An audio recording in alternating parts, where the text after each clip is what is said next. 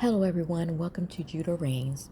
It is a solemn day today for the last Friday of May 2026. I have in my spirit to kind of stay home. It is mid morning now. I have one thing to do, and I'm just relying upon the Most High Spirit that is operating in me right now. So I've been making several audios to release throughout the day or throughout the weekend. The next thing I want to talk about is the great relocation that's going to happen. The great relocation. The great exchange that is going to take place in order to clear out New Jerusalem so that the children of Israel may inhabit it. Now, of course, this is going to come either during Armageddon or in the aftermath of Armageddon. And there has been schematics already given not only through the Bible, but throughout the those who are anointed that will be in charge of or will be mitigating or organizing those relocating efforts. And so I want to start off with the Bible verse about Exodus. Again, we're going to go back to what happened with Moses and the Egyptians and giving favor to the children of Israel. So I turn your attention to Exodus chapter 3, verse 21 and 22, I believe. Let me turn to that real quickly here. Chapter 3. Okay, verse 21 and 20, 21, and 22. So it says, "So I will stretch out my hand and strike Egypt with all my wonders, which I will do in its midst. And after that, he will let you go." 21, "And I will give this people favor in the sight of the Egyptians. And it shall be when you go that you shall not go empty-handed. But every woman shall ask of her neighbor, namely of her who dwells near her house, articles of silver, articles of gold, and clothing, and you shall put them on your sons and on your daughters, so you shall plunder the Egyptians." And what that means for the last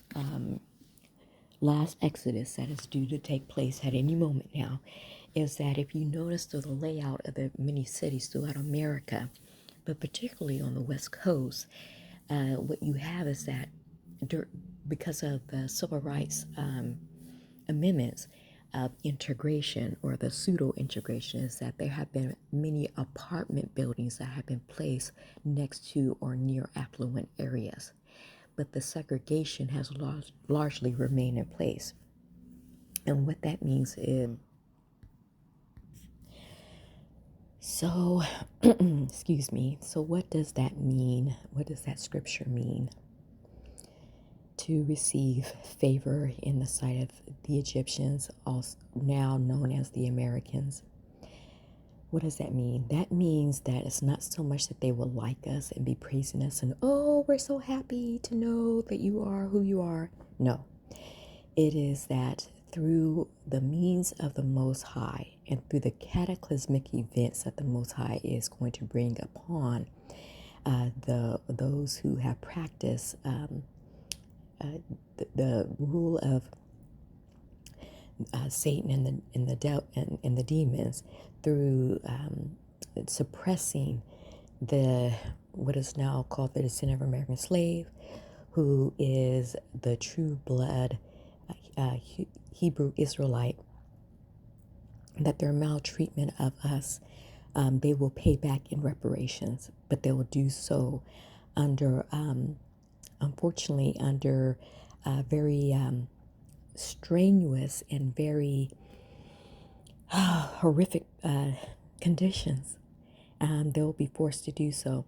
So as I was saying, or I've said before, that through the Civil Rights Act, white America decided to build apartments next to affluent neighborhoods. And if you notice when you go up and down in your city, anytime you see a well to do middle class neighborhood, you know that the majority of those persons are white. And in this day and age, you also know that the people that they'll allow to live comfortably next to them have been the immigrant. And that includes the African immigrant. As long as the neighbor wasn't us, descendant of American slave, they were okay to allow them to live there in peacefulness and tranquility and to even thrive for a little while, for a number of decades, to be quite honest with you. But the Most High is going to overturn that. If you live in a neighborhood where there's a park next to you, where you can walk to the park or you can go out your house and the streets are really clean and they're nicely lit and you have nothing but manicure gardens everywhere, and either you live in a home, by the way. You don't even live in a duplex. You live in a home, a single family home.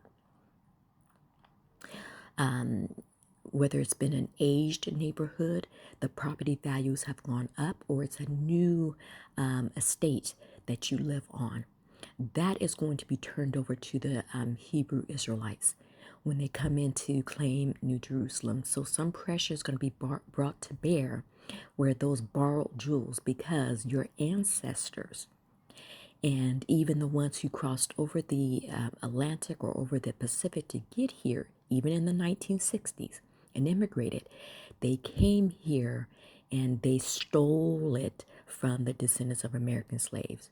And they did not leave behind a blessing for the work that those slaves and their children have done in their sweat equity, in their hands, that they have literally built a new world.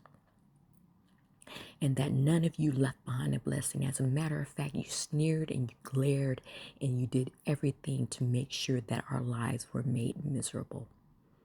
And so that which the Most High is unfolding now, in which many people are starting to realize, especially white folks, are starting to even say that the things that they had sat in and in silence and in gleefulness and in solitude and in comfortableness, which they watched us go through, is now starting to come back on them, you see. And this is what's called divine justice. So yes, one of the things that that has been set up is that when they go into these neighborhoods, it's basically going to be an exchange. A family is going to move into the house, and the other family that has been inhabiting that will be leaving. And so there's going to be a pressure that's going to be brought that's going to force that into being. In other words, those that live in those well manicured, upscale, middle class, upscale neighborhoods are going to want to leave. Something's going to happen when they'll be like, my very life depends on me leaving. That's what Armageddon is. My very life depends on me getting up out this house and going and getting as far away from this New Jerusalem as I possibly can, you see. And so it will be marvelous in our eyes, who are descendants of American slaves and the true children of Israel. It's going to be marvelous because we'll be seeing this great exodus in the reverse. We'll see this great exodus in the reverse. Oh my goodness. And what has been made low will be made high, and what has been made high will be brought down low. And so understand that even those plans and those of the exodus, of the transitioning from one people to the other, has already been drawn out. And so the very lines that will be coming in, the very lines that will be going out, will be in an orderly fashion, albeit it will be very quick, and it will be of urgency. It is stated in the studies of the scriptures that a great impulse will be brought onto the nations that will force them uh, to um, to let go of the slave. And let me see if I can find that passage. Hold on. So I'm going to read here as it says in Exodus chapter 12. It says, after the Pharaoh sent for Moses, chapters 31, verse 31 and 32, chapter 12, it says, then he called for Moses and Aaron by night and said, rise, go out from among my people, both you and the children of Israel, and go serve the Lord as you have said. In 32, and here's the kicker here, also take your flocks and your herds as you have said, and be gone, and bless me also. 33, it says, and the Egyptians urged the people that they might send them out of the land in haste, for they said, we shall all be dead. So the people took their dough before it was leavened, having their knitting bowls bound up in their clothes and on their shoulders. It goes on to say in verse 35 and 36, now the children of Israel had done according to the word of Moses, and they had asked from the Egyptians articles of silver, articles of gold, and clothing. And the Lord had given the people favor in the sight of the Egyptians, so that they granted them what they requested. Thus they plundered the Egyptians. And then they journeyed on, basically. So when we look at the wealth of the last Egypt, which is right here in the United States of America, and we look at the riches, which is right next to us, those who are descendants of American slaves, the majority of us, again, we are either in the ghetto or in apartment buildings, but we're always adjacent to the very wealthy or middle class or upper middle class people. See, those are the people that are going to say, get what you said that we owe you and just go. But it's not that we'll be going. It's just that they will actually say, let us go. Let us just be able to leave. And in that we will see the favor of the Most High and the power of the Most High. So again, it's going to be orderly, and we're not going to be running scared, even though Armageddon will be around us. It is not going to be hitting us in a way that it is going to affect the rest of the world that has joined in with Satan and in with the governments that have served under Satan, you see, and have benefited the most. See, they will be the ones that will feel the brunt of it. We have paid our dues.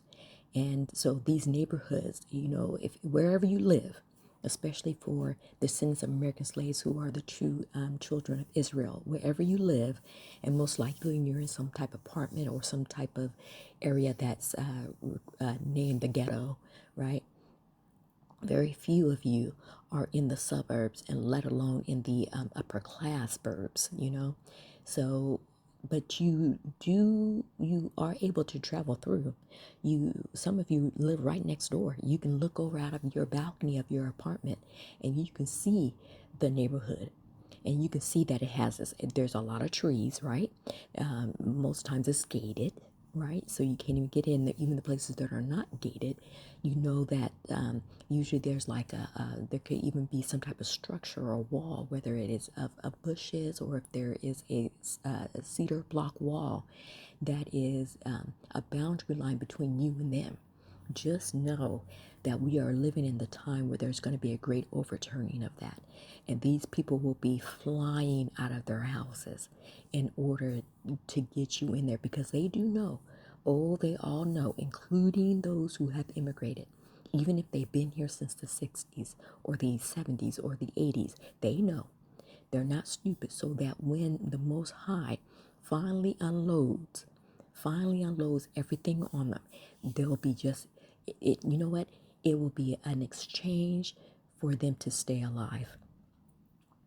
It will be in exchange for them to stay alive in this. Not that it's guaranteed, but the very fact that if they bless us, then they themselves will be blessed. Their very lives will depend on that notion. And there'll be no ambiguity to it. There'll be no denying it anymore. And so this is the time that we live in right now.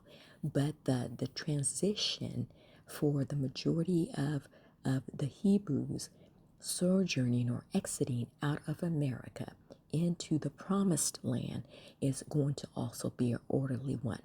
Many other modes of transportation will still be available to them. The mode of train, automobiles.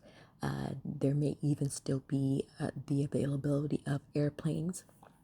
I don't know how much that will be available, but it will be enough, whatever it is. Even ships, sailing cruise ships. Have you guys seen those cruise ships? How big they are? They're basically floating cities. So yes, even your sojourn as descendants of American slaves is going to be a one of great awe and great praise, and it will prove to you beyond a shadow of a doubt that the Most High absolutely lives. You will not be, as they show in the movies, where the Israelites were walking foot by foot.